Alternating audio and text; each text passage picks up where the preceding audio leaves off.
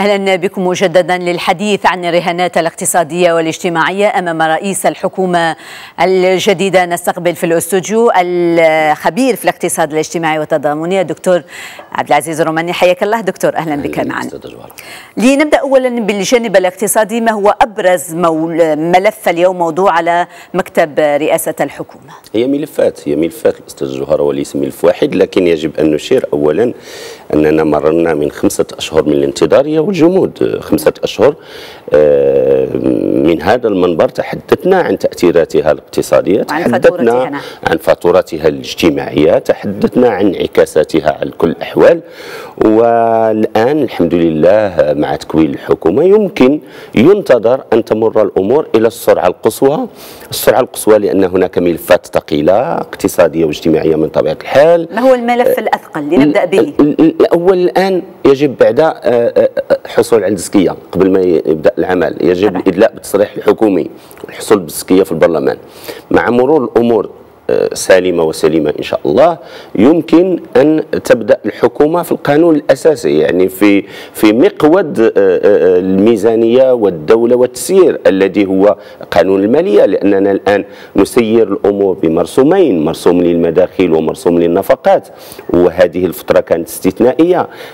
ومن طبيعة الحال الآن يجب إدخال التعديلات الضرورية على القانون المالية 2017 وطرحه أمام البرلمان بغرفتيه لطرح من طبيعة الحال التعديلات الضرورية. وهذا القانون سيتحمل ما يتحمله من إشارات قوية حول من طبيعة الحال ما يمكن أن تقوم به الحكومة الحالية في ظل الوقت الضيق الذي ستلتزم به بأداء. هذا القانون جاهز، ولكن التصريح الحكومي الذي سيدلي به السي سعد الدين العثماني أمام البرلمان لابد من خلال ما سيعيد به أن يعيد ويرتب أوراق القانون المالي. هذا القانون المالي الذي سيتم تطبيق ما تبقى فيه من السنة المالية يحمل الكثير من الإصلاحات والتغييرات، ومن طبيعة الحال النفقات على المستوى الاجتماعي، يعني صحة وتعليم وغير ذلك، ولا على المستوى الاقتصادي. لكن لنكون يعني عمليين في الوجهة، لأننا الآن مررنا من نسبة نمو ضعيفة جدا 1.7. المرتقب أن تكون هذه النسبة هي 4.5 تقريبا حسب بنك المغرب وحسب المندوبية المعنية هي مندوبية التخطيط.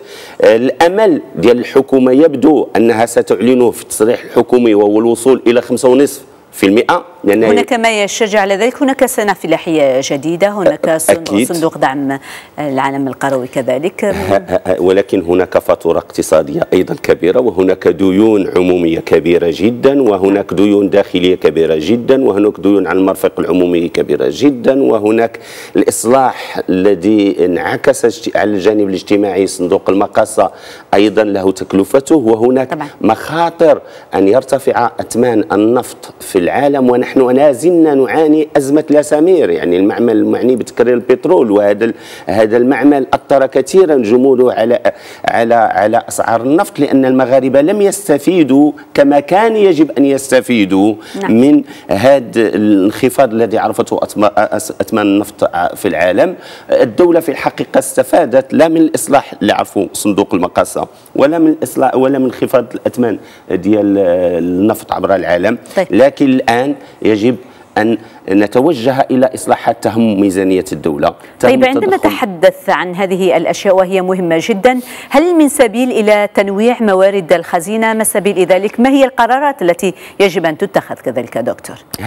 هذا توجه استحضرته بطريقة ذكية، لأنه الإصلاح الذي يجب أن تنكب عليه الحكومة الحالية من هنا إلى 2021، سواء كان هناك تعديل أو لم يكن، ولنقل أن هذه الحكومة استقرت إلى هذه المرحلة، هو هذا الجانب بالضبط، هو خلق ديناميكية اقتصادية هامة جدا، هو تنويع الموارد الموارد الخزينة، موارد المالية، لنتمكن من إصلاح العجز الذي يحصل في الميزانية، لنتمكن من إصلاح العجز الذي يحصل الآن في صندوق يعني في المبادلات التجارية، يعني الميزان التجاري، لنتمكن من مواجهة الأعطاب التي تعرفها ماليتنا ويعرفها اقتصادنا.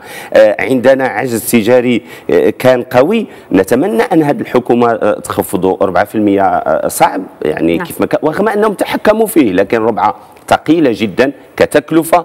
إذا ما تم تخفيضها نحو 3% في العجز سيكون جيد. عندنا أيضا إصلاح هام جدا الذي هو تحرير الدرهم المغربي، لكن هذا الإصلاح يعني له إيجابيات وله سلبيات، وإذا يجب أن نستفيد من هذه الإيجابيات على الجانب الاستثماري، على الجانب السياحي، ولكن يجب أن نحذر بقوة من السلبيات، خاصة فيما يتعلق من طبيعة الحال يعني الجوانب المرتبطة بالدرهم، خاصة يعني التضخم، والتضخم إذا ما انخفض الدرهم المغربي فسينعكس مباشرة على الجانب التضخم. نعم. في كل هذا يتبادر إلى الذهن سؤال مهم يتعلق بالتشغيل. كيف ستذهب حكومة السيد سعد الدين عثماني إلى هذا الملف الحارق؟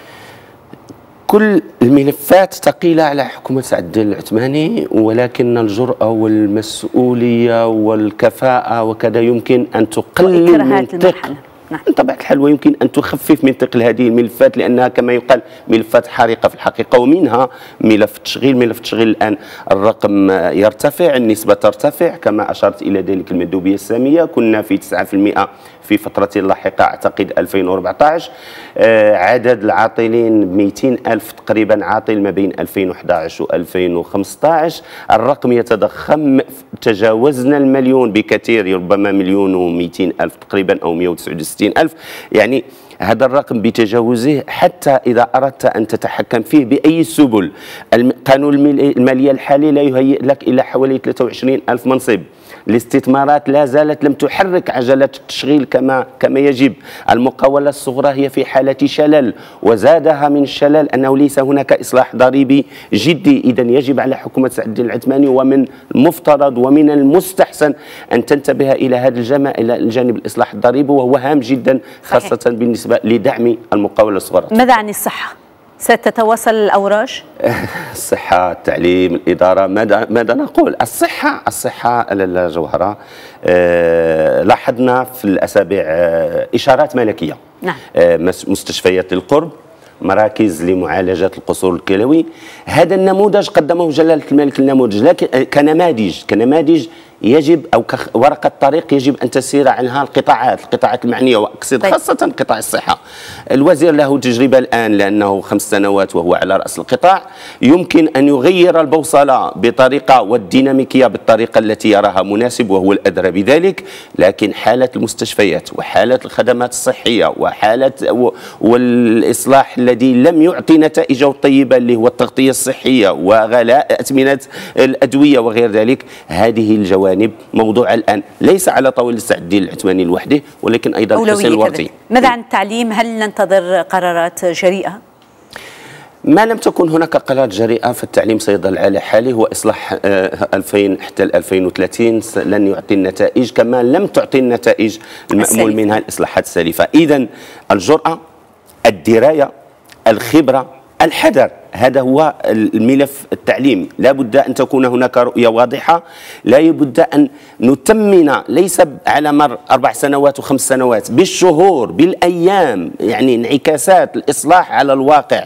لا وجود لإصلاح قوي لحد الساعة. الهدر المدرسي متواصل. تحكمنا في وصول المواطن يعني الطفل إلى المدرسة بنسبة تفوق 90%، لكن لم نتحكم في المدة في مواصلة المسار. حينما دخول ولوج الإعدادي ضعيف جدا، يعني يصل إلى نسبة 60%، إذا 58%. إذا نضيع في هذه الفترة البسيطة 5 سنوات نضيعها من جديد، ويعود الهدر إلى الولوج إلى البكالوريا نسبة ضعيفة جدا جدا جدا وقاهرة. إذا في هذه الفترة ثم الولوج الجامعي والحصول على الإجازة الذي يبقى فيه ما يبقى من 5% أو 6%. إذا الهدر ينطلق من مصدرة من المنطلق الى المسار النهائي الجامعي، وما خصناش نقولوا من الخيمه يخرج عوج. ننتقل إلى مهم كذلك، إلى ملف مهم، إصلاح الإدارة دكتور في دقيقة من الزمن. في دقيقة من الزمن لا يمكن أن نتكلم عن إصلاح الإدارة، ولا يمكن للإدارة أن تصلح في دقيقة من الزمن. إصلاح الإدارة يجب أن تكون له إرادة. الوزير الحالي عنده ورقة طريق واضحة، ورقة جيدة جدا، وهي الخطاب الملكي الذي افتتح به البرلمان. الدكتور عبد العزيز الروماني، سنعود إلى هذه المواضيع في نشرة الثامنة.